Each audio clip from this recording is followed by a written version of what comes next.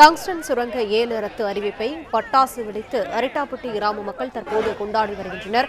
மத்திய அரசு வெளியிட்ட அறிவிப்பை அடுத்து அரிட்டாப்பட்டி கிராம மக்கள் மகிழ்ச்சியோடு இனிப்புகள் வழங்கியும் பட்டாசு வெடித்தும் அதனை உற்சாகமாக கொண்டாடி வருகின்றனர்.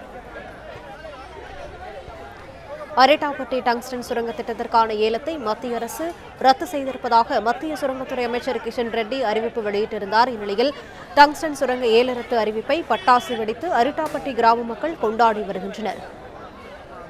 கூடுதல் விவரங்களை செய்தியாளர் ராஜகுமரன் வழங்க கேட்கலாம். ராஜகுமரன், வணக்கம். விவரங்களை பதிவு பண்ணலாம்.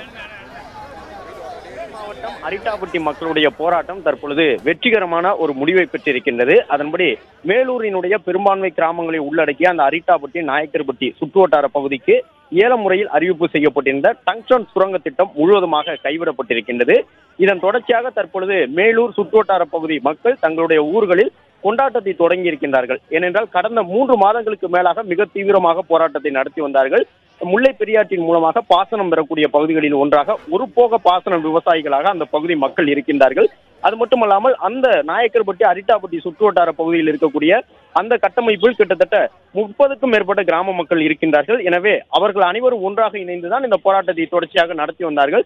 அண்மையில் நடைபெற்ற பேரணியில் கூட ஆயிரக்கணக்கான மக்கள் கிட்டத்தட்ட 10 கிலோமீட்டர் தூரத்திற்கு மேலாக நீண்டு சென்று மதுரை மாநகரில் பேரணியில் ஈடுபட்டிருந்தார்கள். இந்த நிலையில் அரிட்டாப்பட்டி திட்டம் முழுவதுமாக கைவிடப்படுகின்றது, டங்ஸ்டன் தொடர்பான அந்த 7 அறிவிப்பு ரத்து செய்யப்படுகின்றது என்பதற்கான அறிவிப்பு வந்திருக்கக்கூடிய சூழ்நிலையில் அங்கிருக்கக்கூடிய மக்கள் மேலூர் சுற்றுவட்டார பகுதியில் வெடிகளை வெடித்து இனிப்புகளை பரிமாறி கொண்டாடி கொண்டிருக்கின்றார்கள். மேலும் இந்த திட்டம் முழுவதுமாக கைவிடப்பட்டது தொடர்பாக அனைத்து அரசியல் கட்சியினரும் தற்போது வரவேற்பு தெரிவித்திருக்கின்றார்கள். ஏனென்றால் இந்த திட்டத்திற்கு எதிராக பாஜக மாநில தலைவர் அண்ணாமலை, அதேபோன்று எதிர்க்கட்சி தலைவர் எடப்பாடி பழனிசாமி, தமிழ்நாடு முதலமைச்சர் மு க ஸ்டாலின் உட்பட அனைவருமே இந்த திட்டத்திற்கு எதிராக அவர்கள் இருக்கக்கூடிய கட்சிகள் மூலமாக மத்திய அரசுக்கு கோரிக்கை விடுத்திருந்தார்கள். பாஜக மாநில தலைவர் அண்ணாமலையும் பாஜகவின் தேசிய தலைமைக்கும் அந்த கோரிக்கை விடுத்திருந்தார், மத்திய அமைச்சருக்கும் கோரிக்கை விடுத்திருந்தார். தற்போது அந்த பகுதி மக்கள் கொண்டாட்டத்தில் ஈடுபட்டுள்ளனர்.